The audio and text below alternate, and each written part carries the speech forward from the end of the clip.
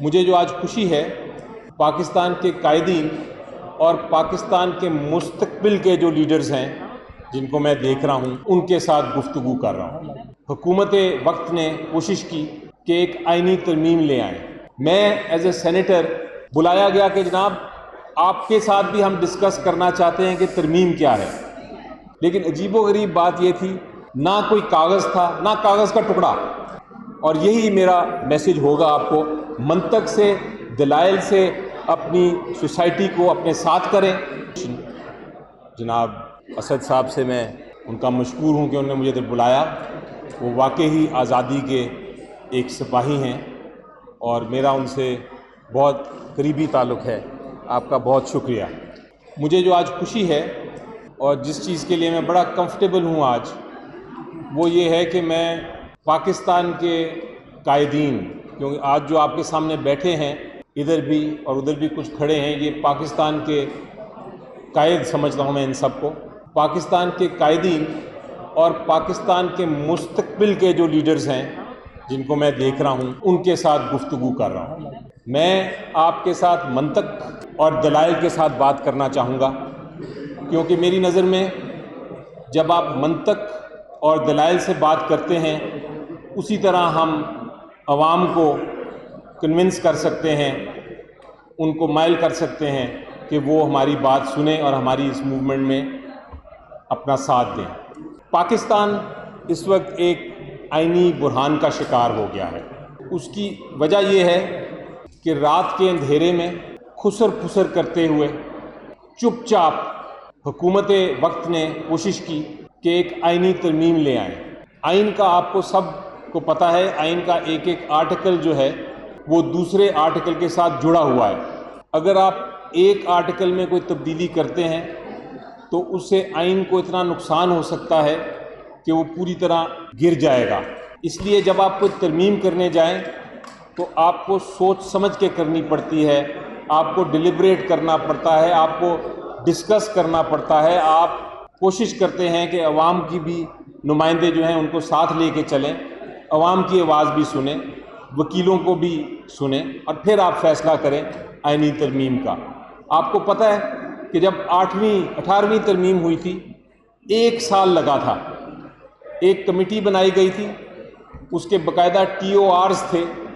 ان T O آرز کے بعد اس نے 77 میٹنگز کی، 5-5 6-6 گھنٹے کی، 550 گھنٹے کی ڈیلیبریشن تھی۔ ہر جو لیڈر تھا، جو ممبر تھا اس کمیٹی کا، وہ پھر اپنی لیڈرشپ کے ساتھ جا کے ایک ایک شک ڈسکس کرتا تھا، پھر جا کے کنسنسس ڈیولپ ہوا، پھر جا کے 18ویں ترمیم ہوئی۔ لیکن رات کے اندھیرے میں نے آج تک کوئی امینڈمنٹ ہوتے نہیں دیکھا۔ میں ایز اے سینیٹر، ہمیں بلایا گیا کہ آپ آئیں، رات کا وقت تھا، اتوار کا دن تھا، بلایا گیا کہ جناب آپ کے ساتھ بھی ہم ڈسکس کرنا چاہتے ہیں کہ ترمیم کیا ہے۔ میں نے پوچھا کہ آپ یہ بتائیں کہ کوئی ڈاکیومنٹ ہے جس کو ہم ڈسکس کریں، کیونکہ آپ سب وکیل ہیں، ہم کسی ڈاکیومنٹ کے بغیر ہوا میں تو ڈسکس کوئی چیز کر نہیں سکتے۔ لیکن عجیب و غریب بات یہ تھی کہ نہ کوئی ڈاکیومنٹ تھا نہ کوئی کاغذ تھا نہ کاغذ کا ٹکڑا۔ ہوا میں کہا گیا کہ ہم ترامیم کرنا چاہتے ہیں۔ آپ کو پتہ ہے جب آپ ترمیم غلط کر دیں کسی قانون میں، ہم نے اپنی تاریخ میں، پاکستان نے اپنی تاریخ میں بہت سفر کیا ہے، بہت نقصان اٹھایا ہے غلط ترامیم کا، غلط آئین کا۔ آپ کو پتہ ہے 1956 کا آئین آیا تھا، کہا جاتا ہے کہ وہ اتنا غلط آئین تھا کہ اس کی وجہ سے مارشل لاء لگ گیا۔ 1962 کے آئین کے بارے میں کہا جاتا ہے کہ اس میں اتنی غلطیاں تھیں کہ الٹیمیٹلی ملک ٹوٹ گیا۔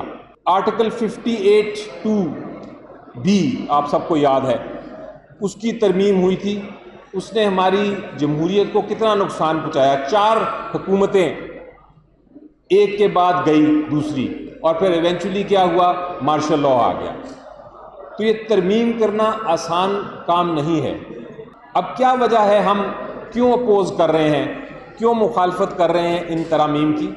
ان میں کیا ایسی بات ہے جو کہ پاکستان کو نقصان پہنچا سکتی ہے، جو کہ آئین کو نقصان پہنچا سکتی ہے، جو کہ جمہوریت کو نقصان پہنچا سکتی ہے؟ سب سے پہلے میں آپ کو 3-4 اس کے نکات بتاتا ہوں۔ آرٹیکل 8 سے آپ سب واقف ہیں، آرٹیکل 199 سے بھی آپ سب واقف ہیں۔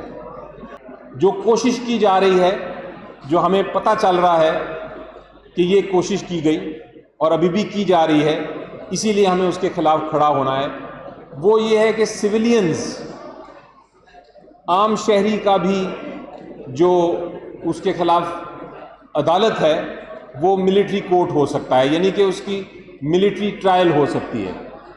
دوسری، آپ کو یاد ہے کہ ہمارے ایک معاشرے میں ایک لعنت تھی، اس کو ہماری عدالتوں نے اور ہم نے بھی کہا ہے کہ کینسر تھا، وہ کینسر تھا لوٹائزم کا۔ ہم نے جو اردو میں ایک لفظ انگریزی کا دیا ہے، لوٹاکریسی کہتے ہیں اس کو، یعنی کہ ہارس ٹریڈنگ، جس میں یہ ہوتا ہے کہ آپ کے جو لوگ ہیں، آپ کے جو نمائندے ہیں پارلیمنٹ میں، وہ پیسے کی خاطر یا کسی اور لالچ کے لیے وہ اپنا ووٹ بیچ دیتے ہیں، اور اس کی وجہ سے جو اس کی وجہ سے جو پارلیمنٹ ہے اس میں پارلیمنٹری نظام بالکل ہمارا ختم ہو گیا تھا، کیونکہ پرائم منسٹرز بنتے تھے اور ٹوٹتے تھے اسی ضمیر کو بیچ کے۔ یہ لوٹاکریسی تھی۔ اس کے بعد آپ کو یاد ہے ہم نے ایک کیس کیا، میں اس میں وکیل تھا، جس میں ہم نے کہا کہ آرٹیکل 63A جو آئین میں آیا ہے، اور اس کی وجہ یہ تھی کہ وہ لوٹاکریسی کو روکنا تھا، لیکن آرٹیکل 63A یہ کہتا تھا کہ اگر آپ کسی کو ووٹ کرتے ہیں اپنے پارلیمنٹری لیڈر کے خلاف آئینی ترمیم کے معاملے میں یا ووٹ آف کانفیڈنس میں، تو پھر آپ نااہل ہو جائیں گے۔ تو لوگوں نے یہ کرنا شروع کر دیا کہ اپنے پرائسز بڑھا دیے، اپنی قیمت بڑھا دی، اور ہوتا یہ تھا کہ وہ ووٹ کرتے تھے، نااہل ہو جاتے تھے، قیمت وصول کر لیتے تھے، اور اس کے بعد پھر واپس آ جاتے تھے۔ اس چیز کو روکنے کے لیے آرٹیکل 63A کی تشریح کی سپریم کورٹ آف پاکستان نے، اور انہوں نے کہا، وہ پرنسپل آپ نے سب کو پتہ ہے، the principle of the poisonous tree، کہ اگر ایک زہر ہے، زہریلا درخت ہے، تو پھر اس کا جو پھل ہے وہ بھی زہریلا ہوگا۔ تو اس پرنسپل پہ سپریم کورٹ نے کہا کہ یہ ووٹ آپ کاؤنٹ ہی نہیں کریں گے۔ اگر آپ نے پیسے لے کے یا کسی لالچ سے اپنا ضمیر بیچ کے آپ نے لوٹائزم کیا اور آپ نے اپنا ووٹ بیچا اور آپ نے ووٹ کر دیا، تو آپ کا ووٹ کاؤنٹ ہی نہیں ہوگا۔ تو یہ جو ترمیم آ رہی ہے، اس میں واپس کوشش ہو رہی ہے کہ اس ووٹ کو کاؤنٹ کیا جائے۔ یہ ملاوٹ کر رہے ہیں جمہوریت کے ساتھ، اس لیے ہم اپوز کر رہے ہیں۔ تیسری چیز اس امینڈمنٹس میں یہ لے کے آنے کی کوشش کر رہے ہیں، وہ میں آپ کے ساتھ منطق اور لاجک کی بات کر رہا ہوں، تاکہ کیونکہ آپ میرے ساتھی ہیں، بہت سارے لوگوں کے ساتھ میری خواہش بھی ہے کہ میں عدالت میں پیش ہوں، کافیوں کے ساتھ میں پیش بھی ہوا ہوں، مجھے پتہ ہے آپ کس طرح سوچتے ہیں۔ تیسری چیز جو بڑی اہم کوشش ہو رہی ہے وہ یہ ہے کہ ایج بڑھا دی جائے۔ اب صرف ایج بڑھانے میں جج صاحبان کی ہمیں کوئی پرابلم نہیں ہونا چاہیے، لیکن اگر اس ایج بڑھانے کی نیت کچھ اور ہے، نیت اگر خراب ہے، تو پھر ہمیں اس کو اپوز کرنا ہے۔ ہم نے دیکھا کہ اس کیس میں نیت صرف ایک ہی ہے، اور نیت یہ ہے کہ آپ ایک پرٹیکولر جج صاحب کی ایج بڑھائیں اور ان کو چیف جسٹس آگے چلائیں 3 سال کے لیے۔ اس میں کیا لاجک ہے، کیا منطق ہے، وہ حکومت کی خواہش ہے، وہ خواہش پوری نہیں ہوگی، لیکن خواہش ہے کہ ہم ایک خاص مخصوص شخص کو چاہتے ہیں، ہم یہ بھی نہیں ہونے دیں گے۔ چوتھی چیز اس کی جو ایک بہت میجر وہ ایک سرجری کرنے جا رہے ہیں، وہ کہتے ہیں ہم ایک نئی عدالت بنائیں گے، اس کو وہ کہتے ہیں ہم آئینی عدالت ہے۔ چلیں، یہ بھی ایک بحث کی بات ہے کہ آئینی عدالت ہونی چاہیے یا نہیں ہونی چاہیے، لیکن اس کے لیے آپ کو بہت سوچ سمجھ کے آگے چلنا ہے۔ یہ نہیں ہو سکتا کہ آپ راتوں رات کے اندھیرے میں کہیں کہ ہم آئینی عدالت بنا رہے ہیں اور ساری قوم جو ہے وہ مان جائے۔ آئینی عدالت آپ طریقے بنانے کے، آئینی عدالت کافی طریقے ہیں، ایک بڑا آسان طریقہ ہے جو میں سجیسٹ کروں گا، اور ہم اگر اس پہ آتے ہیں تو ہم شاید بات بھی کریں، اور وہ یہ ہے کہ ایگزسٹنگ سپریم کورٹ جو ہے اس کے اندر آپ بینچز کہہ دیں، آپ کہتے ہیں جب آئینی معاملہ آئے گا، جو آلریڈی آپ کہہ چکے ہیں اپنے قانون میں، جب آئینی معاملہ آئے گا تو جو ٹاپ سب سے سینئر 5 ججز ہیں اس کا بینچ بنایا جائے گا، وہ سنیں گے آئینی کیسز۔ تو آئینی عدالتوں کا بھی طریقہ کار ہے، ہمیں کہا جاتا ہے کہ جناب ہم اس لیے کر رہے ہیں، یہ ایک بیانیہ آیا، ہم اس لیے کر رہے ہیں کہ ہم یہ ریفارم کرنا چاہتے ہیں۔ جج صاحبان جو ہیں وہ آپ کی بات تو مانتے نہیں ہیں، آپ کے جو وکیلوں کے مسائل ہیں اس وقت تو وہ کھڑے نہیں ہوتے، وہ پالیسی میٹرز میں بھی مداخلت کرتے ہیں، وہ سیاسی معاملوں پہ بھی مداخلت کرتے ہیں، وہ میڈیا کے ساتھ اپنی شہرت کے لیے آبزرویشنز دیتے ہیں، تو آپ وکلا کیوں ان کے لیے کھڑے ہیں؟ ہم یہ ریفارم کرنا چاہتے ہیں، اس کے لیے ہم قوانین لے کے آ رہے ہیں۔ تو میں یہ کہتا ہوں اس کے جواب میں یہ کہتا ہوں کہ اس وقت جنگ اصولوں کی ہے اور طاقت کے خلاف ہے۔ اصول کی بات یہ ہے کہ ہم وکیل جب ایک اپنا یہ پیشہ اپناتے ہیں تو ہمارے اوپر بہت ساری ذمہ داریاں آ جاتی ہیں۔ یہ ایک ایسا پیشہ ہے جس میں آپ یقین کریں کہ آپ کی ذمہ داریاں زیادہ ہیں، فائدے کم۔ اور 3 ذمہ داریوں کا میں آپ کو ذکر کرنا چاہتا ہوں۔ وہ ذمہ داری کیا ہے؟ وہ پارٹی سے بالا تر ہو کے، وہ کسی گروپ سے بالا تر ہو کے آپ بات کریں گے پرنسپل کی، اصول کی۔ اور وہ بات کیا ہے؟ یہ 3 اصول جو ہیں، جمہوریت پہ اگر کوئی حملہ کرے گا، کوئی بھی ہو، جوڈیشری اگر جمہوریت کے خلاف کوئی آرڈر پاس کرتی ہے ہم ان کے پہ تنقید کریں گے، اور اگر کوئی اور طاقت کوشش کرے گی جمہوریت کو ہلانے کی، اس کو نقصان پہنچانے کی، تو پھر ہم اس سے بھی مقابلہ کریں گے۔ یہ پہلا اصول ہے۔ دوسرا اصول یہ ہے کہ اگر ہم بات کرتے ہیں قانون کی حکمرانی کی، کیونکہ ہمارا کام ہے کتابوں سے، دلائل سے لوگوں کو کنونس کرنا، ان کو قائل کرنا اپنی بات پہ۔ اگر کوئی قانون کی حکمرانی کے خلاف کوئی بات کرے گا، ہمارا فرض ہے، اس پیشے کا فرض ہے کہ ہم کھڑے ہو کے اس کا بھی مقابلہ کریں۔ اگر سڑکوں پہ آ کے پروٹیسٹ کرنا پڑے تو ہم پھر وہ بھی کریں۔